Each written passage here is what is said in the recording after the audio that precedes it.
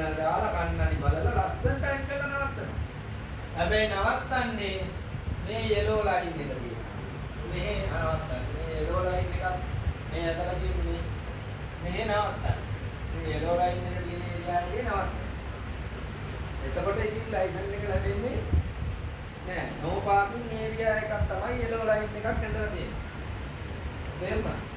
ඒවා අයින් කරන්න යනකොට පාරේ තියෙන එකක් බලන්න ඕන සුදුද අහගෙන ඉන්න මොකද්ද තියෙන කරගෙන තියෙන බලන්න ඕනේ. yellow line තියෙනවා නම් එතන පාර්ක් කරන්න බෑ. නේද? එහෙනම් ජන්ක්ෂන් එකකින් ඉඳලා මේක 25කට යන තමයි පාර්ක් කරන්න පුළුවන්.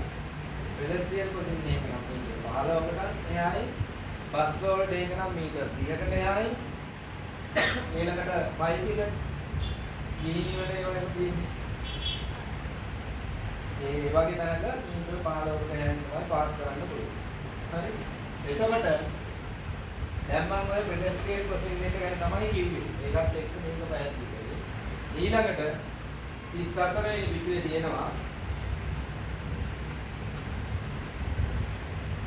color light. එහෙම නැත්නම් traffic signal light. එහෙම නැත්නම් police traffic කෙනෙක් control කරනවා. එයා මෙහෙම signal දෙනවා, මේ වගේ signal දෙනවානේ. ඒක බලා ගන්න මම කියන්නේ මේක. ඒ වගේ signal දෙනවා නවත්තන්න. මේ වගේ ජංක්ෂන් වල මේ වගේ තැන්වල එයා ඉන්නවා. එහෙම නැත්නම් color light තියෙනවා. එතකොට traffic light තියෙනවා නම් මේ වගේ traffic light තියෙනවා red වැටිලා තියෙනවා නම් නවත්තන්න line එක තමයි මේ තියෙන්නේ. අපි මේ මොකද මේ ජංක්ෂන් එකේ color light තියෙනවා කියන. එතකොට මේ lane එක තියෙන්නේ මේක. මෙන්න මේ line එක තමයි මේ දෙන්න. මේක. හරි? ඒකේ නම්බර් එක 84.